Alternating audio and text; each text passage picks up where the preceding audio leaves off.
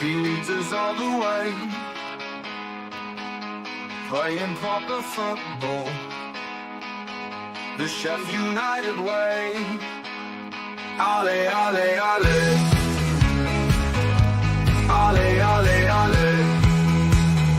Ale, ale, ale. I love that. I dance along to that every time. It's pathetic, isn't it? But I love it. God, I love being a Blade. Isn't it great being a Sheffield United fan? I wouldn't want to support anyone else. Welcome to the Sheffield United Way for our Derby Day preview show. Nick and myself, Hal. Hello. We are here with you. We'll soon be joined by a special guest from the dark side. But before that, Nick, welcome. How are you? How are you feeling? Are you nervous ahead of Derby Day? I hate it. I hate it with all my being. It's the worst day, but also if you win it, it could be the best. So, yeah, very nervous, especially after last night and Wednesday. It's Norwich. Let's see what happens. I'm excited. Yeah, I understand. Let me know in the comments how you are feeling. Nick, back to you.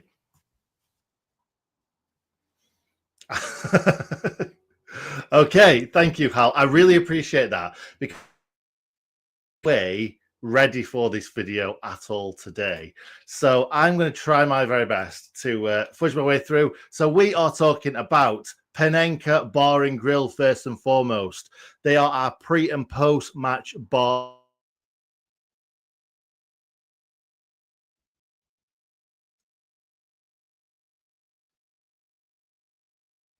Is the fact that it's a bar that's so close to Bramall Lane, so close to a football ground. And normally they're all little dingy pubs around football grounds. It's so close and it's such a fantastic bar. What do you think of it? Lovely, wonderful, brilliant. Everything is fabulous. And also, so are Parrot Peel. They're a virtual band. Many of their members are Blades. So we like to support them. Check them out. parrotpeel.com. Their latest album. It's excellent. It's called Tall Tales of 10 Girls. Now, Nick, let's get into United's recent form. Thoughts on the last few results and performances? It's been a lot of just trying to score a goal and then trying to hang on to it. And it's not my favorite thing to do. I like to see us score goals and I like to have an unsqueaky bum, shall we say. Yeah, QPR 2-1, just about got over the line. Obviously, last night was a worry because, you know, throwing a goal away in the last minute. And do you know what? We're doing it again. We're sitting back. We're relaxing. We're defending. We're letting teams come onto us, teams that shouldn't be in our stratosphere, shall we say. We're second in the league. Let's act like it, Blades. That's what I say. Top at time of recording. Top of time of recording. Fair. Yeah, I'm just expecting Leeds to win tonight. And when people watch this back and Leeds are ahead of us, I'll be right. Yeah, I like it when you do that because you said there's no way that Leeds wouldn't beat Portsmouth. So I see what you're doing, a little bit of that reverse psychology. And I, for one, welcome it. We'll talk a little bit of team news. Chris Wilder has spoken about some of the Blades injuries. And you know what? If you're a Wednesday fan watching this, we're down to the bare bones. I mean, we are scraping the Blades barrel. I mean, if you don't get anything other than 4 points from this game, it's a disgrace. Chris Wilder on Reece Norrington-Davies has said it's not good news for the Welshman. He's had an operation on his, and Chris has said this, groin area. So that leaves something for the imagination. A really unfortunate injury, block tackle, and the force of the injury sees him out for the rest of the season, which is absolutely devastating. And, you know, it'll be easy to say, in hindsight, we probably shouldn't have given Reece Norrington-Davies a new contract. That's obviously quite mean because, you know, this is a block tackle. This can happen to absolutely anyone, but he's not going to play. Oliver Arblaster, he's not going to play. And, you know, Wilder's saying on if he could even play again this season, no. In his mind, yeah, he potentially wants to play Sunday, as you can imagine, but no, he'll be next season. I don't know about you, Nick. I think Oliver Arblaster is the biggest miss of all the many, many injuries, and I'm going to keep going because there's more. What do you think about how much we've missed Oliver Arblaster? I don't think there's anyone that comes near him. Like, if Gus Harmer would have been injured for the season, or Vinny Souza, they're the only two that would come anywhere near close to Ollie Arblaster. Some people saying recently that they think Peck is better than Arblaster. And I just think that's recency bias, to be honest. I think Peck's a great little footballer. I think Ollie Arblaster is just something a little bit more special. And yeah, it is really, really tough to see that because he was, donning the shirt last season in the Premier League and captaining the Blades.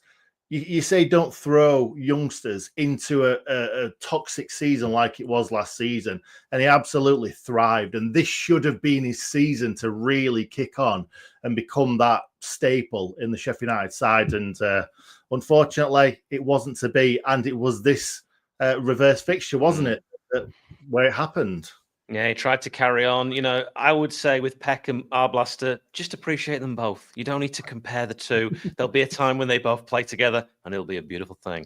But Ollie Arblaster still in the top 5 of chances created for Sheffield United this season, and he only played about, 1.5 games, it feels like. So that shows how important he is. Tom Davies, remember him against Sunderland? Woof.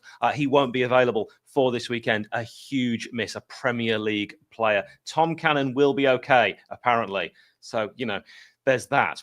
Chris Wilder on Vinny Souza. He's having a scan, so we'll have to wait and see. Off the back of that, we missed his presence, and we really did. I'm reading a quote there, but I agree with Chris Wilder. I think that Vinny Souza-less Sheffield United looks like a team that's going to struggle to win, because whilst we can score one goal, we know we'll always score one goal. It's about not letting them run through the midfield and get the chances to create others. We know Harry Clark is out. Gilchrist continuing his rehab, so you'd think, Nick, Chowdhury and Sariki become the right back options, and I'd imagine you'd probably stick with Femi, and we'll get to your team soon, but it's not ideal for a game like this, playing a player either out of position or a player back from injury.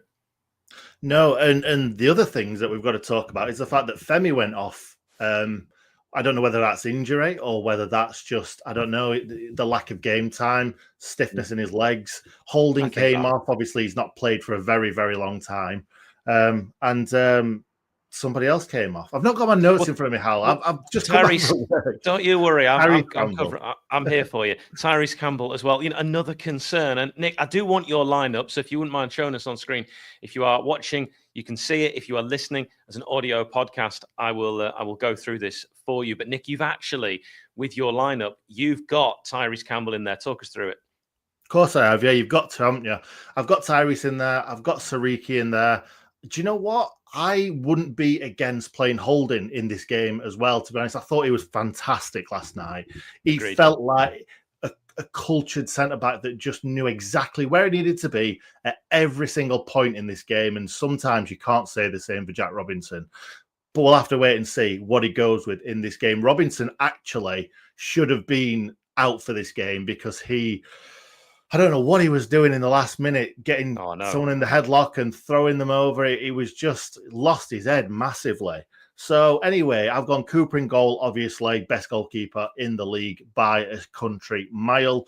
Sarike, and El Ahmedhodzic, we've got Robbo in there, Burrows. I expect that to be the defence. I can't see Holding coming in all honesty. I can't see him risking, in such a big game like this, somebody that's not played many minutes this season. As you said earlier on, Peck and Chowdhury, I don't think there's anyone else in there, to be perfectly honest. 42 and 24. Didn't realise those were their two numbers, and that means absolutely nothing. Then Brereton Diaz on the right-hand side. I can't see anyone else playing there other than himself. I think Gus will be back in for this game. I thought Raksaki did okay, but I think you've got to bring Gus back into this starting 11. I always like to see Gus from the start. I don't want to see him coming on because it almost like he feels like he has to make up for not playing the kind of first half of the game or the first, 3 quarters of the game. He always seems a little bit rabbit in headlights and trying to do everything all at once. And then we've got Callum O'Hare, and it's got to be Tyrese Campbell. It has to be Tyrese Campbell. But Hal, if it's not Tyrese Campbell, who is this going to be? Well, you've got Kiefer Moore, you've got Ryan One, but yeah, you're right. I mean, it needs to be. Let's hope he's fit. I thought City Pecker played a little bit like he was 42. Hey, lads. Right, now let's actually take the time to introduce James from a podcast whose name makes me feel physically sick. So here is James. How are you? I'm fine, thank you very much. Not as nervous as probably what you are, because pressure's off us, isn't it, for Sunday? All the pressure's on you. So yeah, I'm feeling absolutely fine. Pressure's on us. You're at home. You need the points more than us. We're mid-table. We're just mid-table, but you. So you're admitting on this channel you've got no chance of making the playoffs? Not saying there's no chance, but So then it's all on you, right? There's more pressure on you boys. You're the don't ones that are going to understand be crapping your pants come Why? Sunday. Because We're we're fine. more likely to be in the Premier League than you next season. Judging by the table, of course. But when you've got a budget that's twice as big as ours, then obviously How did we achieve that when you got promoted to the Championship before us? Well, we can go down the owner route, but we'll not get onto that. But parachute payments, stuff like that. Yeah. Yeah, because you've got to get to the Premier League to get the parachute payments. Yeah, you have. Yeah, it's fine. But we could talk. But you're about, saying to me you're not going to get there. I'm just saying that there's more pressure on you on Sunday. So we'll see how it all pans out. I disagree strongly.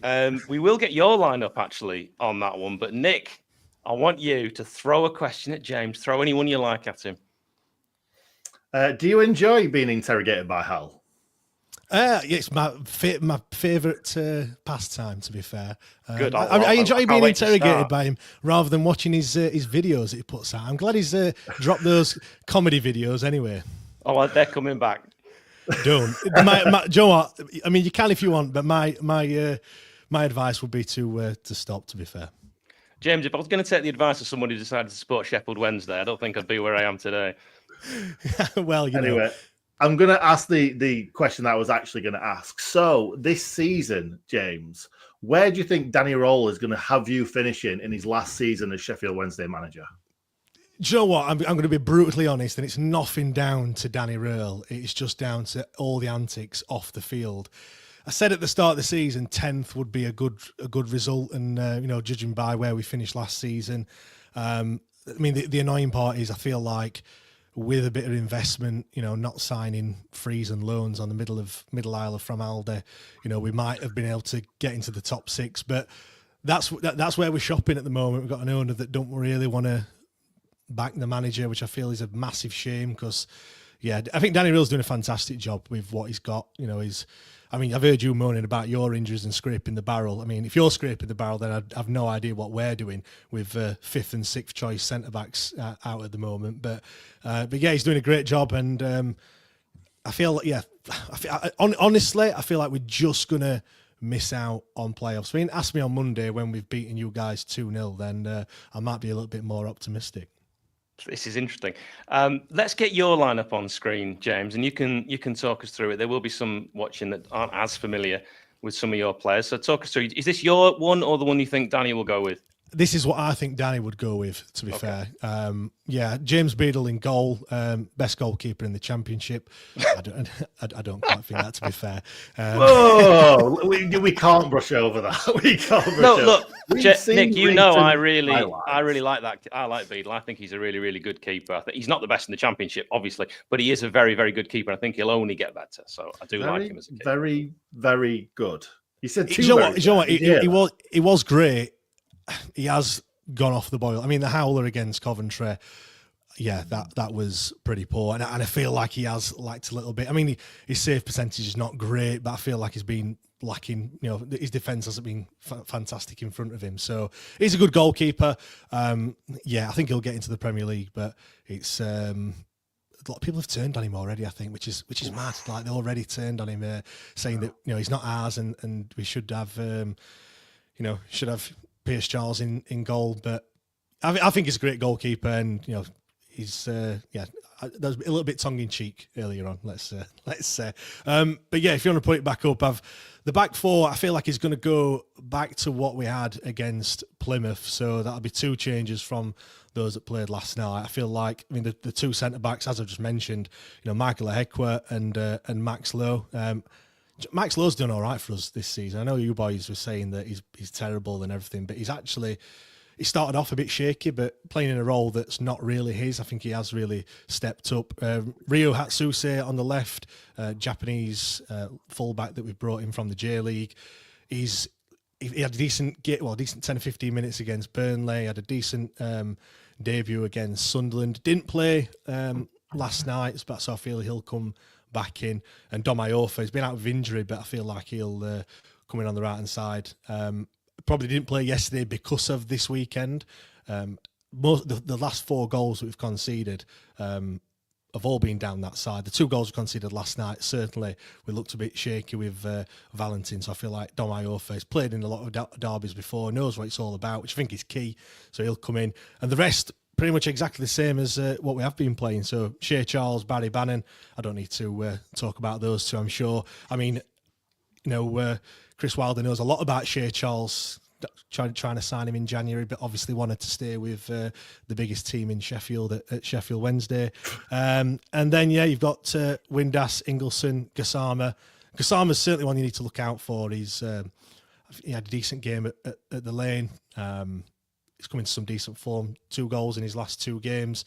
Scored the winning goal last night against Norwich. And then up front, I'd never thought I'd be saying this, but I feel like we've got to play Callum Patterson up there. He's an absolute shithouse, and I feel like this is a game. I'll have to edit that. It's true though. This is a game that I think it's the only thing you've said that's annoyed me. This is a game. What? Not that Max Lowe's a decent player. Well, maybe we should have played him at centre back. I'm thinking possibly, yeah. But no, Callum Patterson up front. He right back? Do you know what? The only position not played is between the sticks, and I think he will do that at some point before he retires. Although it looks like he has retired with his grey hair at the moment. But hey, nothing wrong with that. No, but I feel like Patterson up front, a bit of rough and tumble and really get the crowd going, and that's probably something we need in this game. To be fair, I love seeing that you've got on the left Gassama, and we're going to play Gassama in the same position.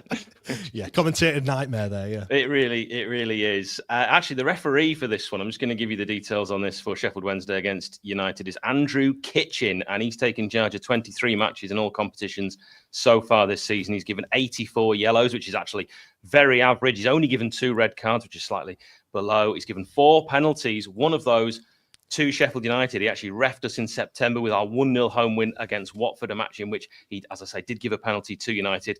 Kiefer Moore probably won't want to remember that one. He also refereed our 3-0 defeat at home against Hull, which was a really off day for the Blades.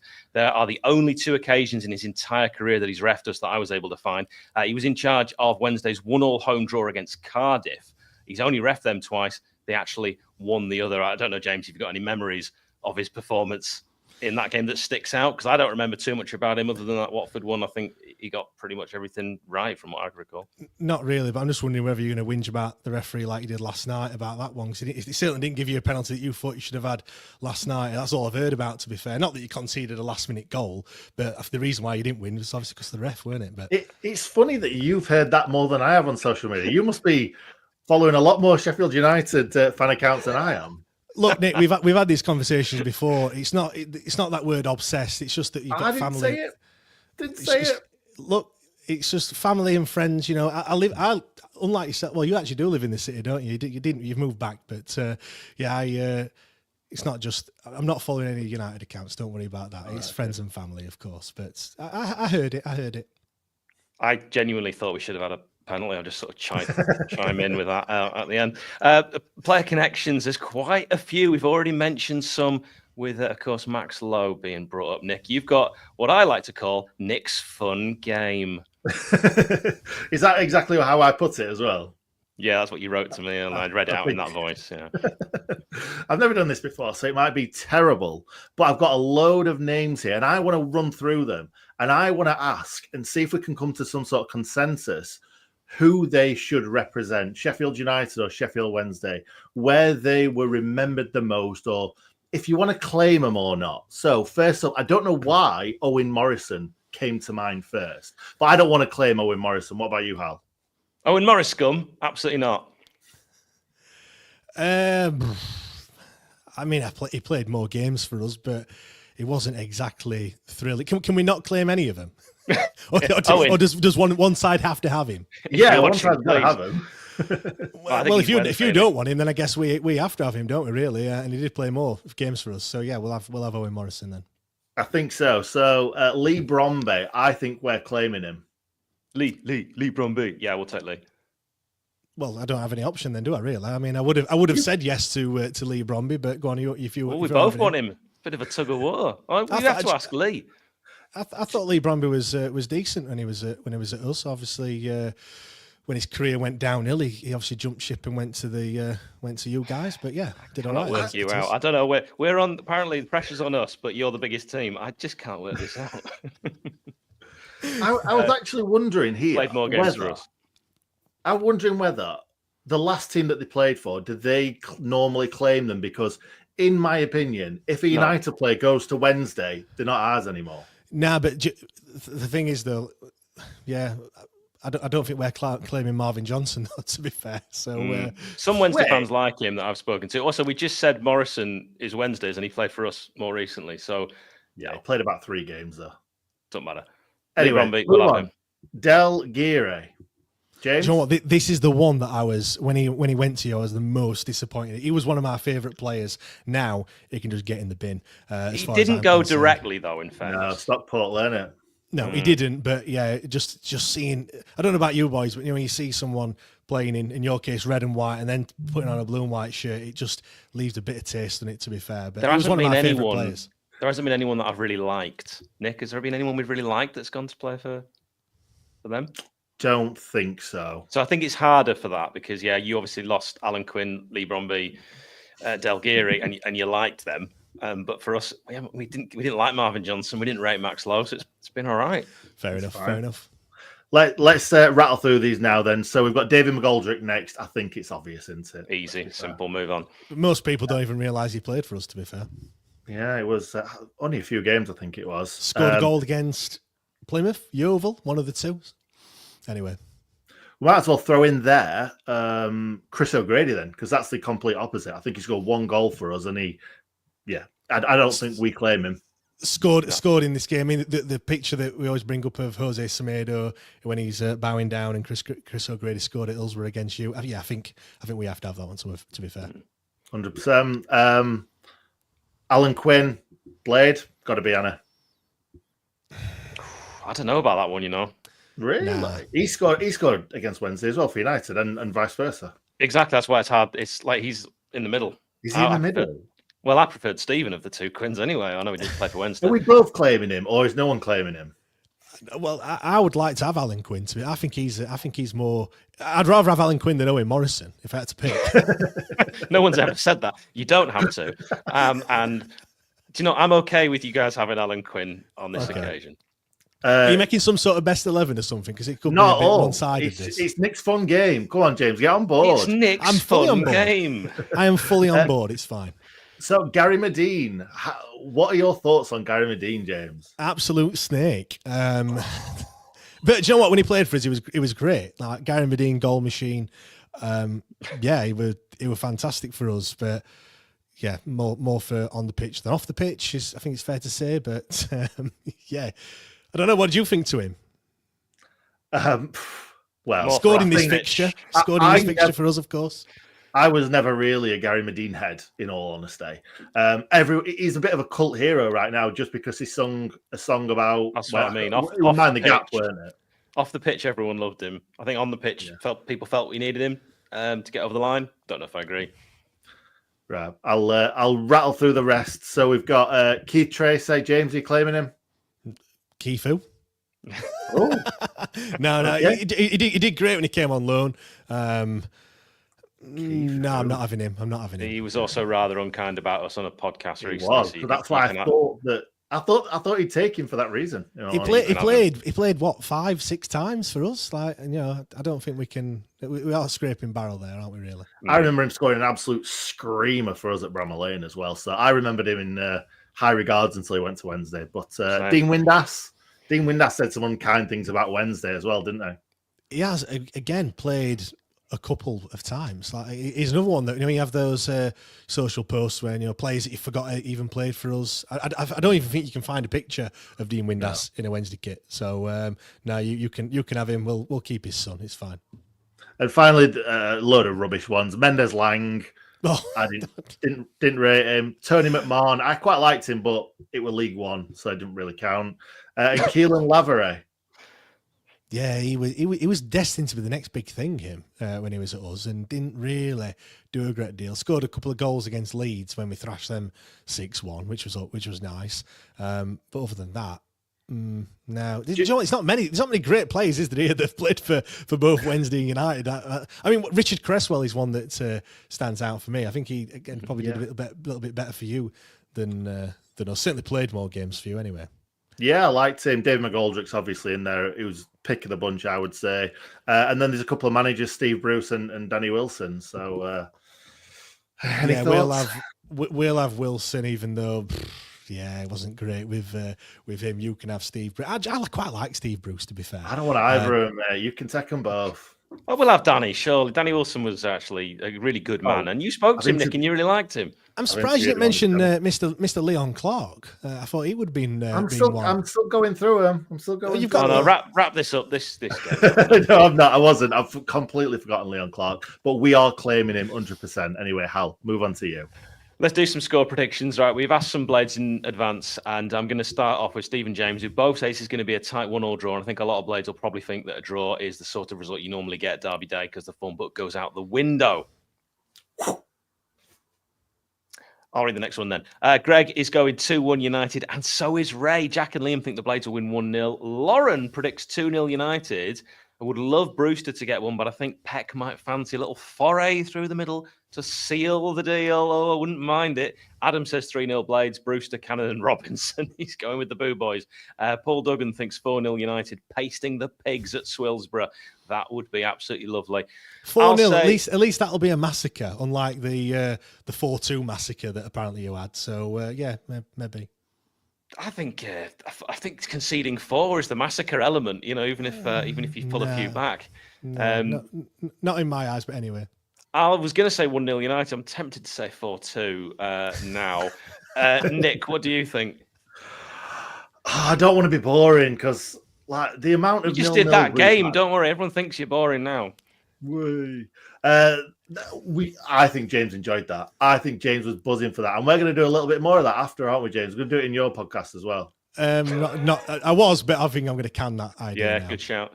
Can it? Oh, I thought it was really good. Anyway, I was going to say 0-0 because that's what tends to happen in these games. But I'm going to stick my neck on the line and say Sheffield United are going to win 1-0 just for a change. James?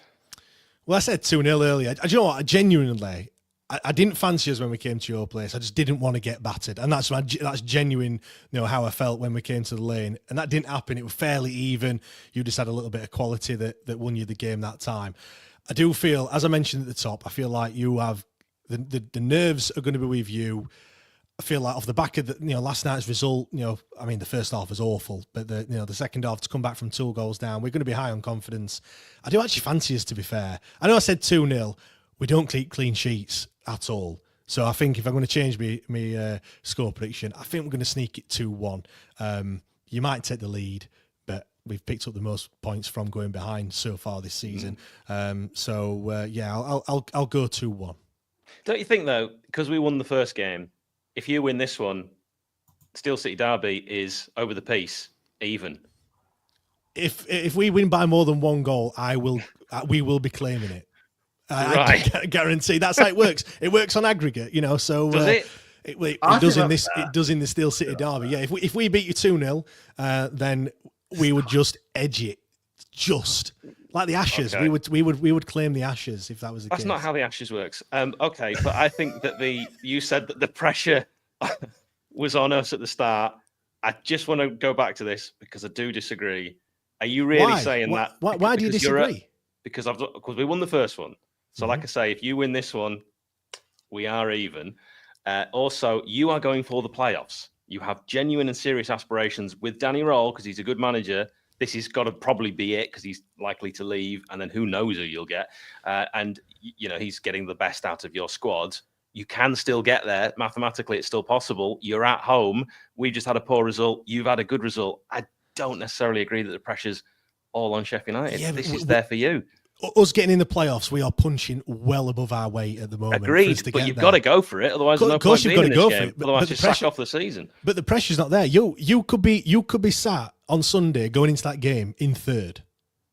So before a ball's even kicked, you could be third. So to say that the pressure's not on you when you should be in the top two, given that you've come down from the promised land, from the Premier League, the money that you've spent so far on players that can't even hit a cow's arse with a banjo, then the pressure is on you. You need to get the points more than what we do. If we finish 10th, that'll go down as a good season for us. If you finish anything lower than second, that isn't a failure and you can't deny it. So therefore, there's more pressure on you going into this game. I get what you're saying. You've beaten us, and the whole kind of from a fan's perspective. Of course, I want to beat you. Losing at the Lane, horrible experience, and I want you to witness that same experience walking out of Hillsborough. But from a pressure point of view, there's more pressure on you boys, 100%. Nick, disagree. Completely disagree. Yes. Like we can lose. You're not going into this game cool, calm, and collected at all. Listen, nobody does. It's the Sheffield derby at the end of the day. If you're saying that you're going into it cool, calm, and collected, you've never witnessed a Sheffield derby before. But we could lose this game and still quite easily go up. It's that tight. Wednesday, you're far away from the playoffs. If you lose this one and a couple of teams around you win, you're so far away. Like we could easily lose and still go up. You guys, if you lose, I think that's done. I think you're done. And the confidence as well. Top six wasn't our aim. It wasn't our aim this season. We nearly got relegated last season. If we finished just outside the top six, it would still be a decent season. And we go and we look next. To be fair, I think if Danny Rill goes, we just kiss goodbye to any sort of top six anyway. Until Chansiri goes, we're never going to get there anyway. So I agree with that, which is why I think this season's so big for you. And you were saying we're expected to be there. We've got the most wins in the league. We've got the most away points in the league. We started rock bottom with -2. We've had an entire squad rebuild. Oh, did you have -2 points? I've not heard that before, to be fair. But we were not expected to be in the top 2 is my point, is where we were getting with that. So the fact that we are top of the league, as we say, that we are at the moment the top team in the championship, I think we've had an incredible season and we've overachieved. So I'm not agreeing with you with the pressure. I think that it's a derby. I think the form book goes out the window. Pressure's on both of us, and pressure's a privilege. Can I just say that you said we spent loads. We've signed one player for 10 million that hasn't barely touched the grass. And that's under new ownership. And that's not under the previous owner, which the majority of the season has been under the previous owner. As I said, we are shopping. 2 million on the best goalkeeper in the league from Plymouth. Keep going. We bought a Peterborough player at left back for, 4 million? Yeah. How much is that? Hamza Chowdhury? How much is he on? He's on loan. You said we've spent loads of money on buying players, buying the league. Yeah, you have spent loads of money. I mean, look, we had PTSD for buying someone for £2.5 million.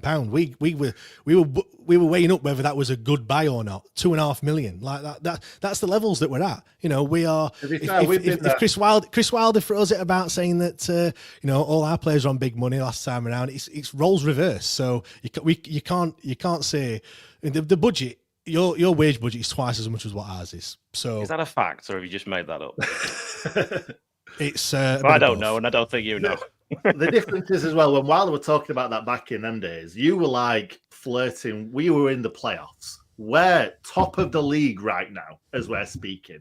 So yes, we might have spent a lot of money on wages and stuff, but we are top of the league. So and also, this is a derby. All of that on paper stuff that we're talking about how much someone earns at the end of a month does not come into it when they line up at Hillsborough and the music plays and the fans in the stadium. It's all about mentality then. And I really 100%. Think it's going to be for a neutral, God, they love these kind of games. For us, it's horrendous. I can't wait. Already, I want it to be Monday. I want it to be over. Do you not look forward to these games? Because I find it mad that people don't look forward to the Steel City derby. I've got a friend who's a Wednesday fan, doesn't even watch them. He doesn't even watch these games. Mad. I mean, look, I'm not saying I don't get nervous for him. I'll be shitting my. Sorry, I'll be. Another one. I'll make a note. I'll be in the jar. I'll be nervous come Sunday morning. But this is the game. You just want to win the game, don't you? You want bragging rights, and it's the game you always look forward to. So yeah, I'll be. I'm more excited than nervous. I've got to admit. Well, I hope that remains until kick-off, and then it all goes wrong after the first few seconds. James, it's been an absolute pleasure. Thank you very much. The pressure, as you finally relented, is all on you. I'm glad you agreed. Nick, thank you, and you guys are carrying on. You're doing loads of more stuff, so you can keep watching this fun, and we'll be back, of course, for more on the Sheffield United way, including a match reaction to the biggest game of the weekend. Thanks for watching. Cheers. Ale, ale, ale. Ale, ale, ale.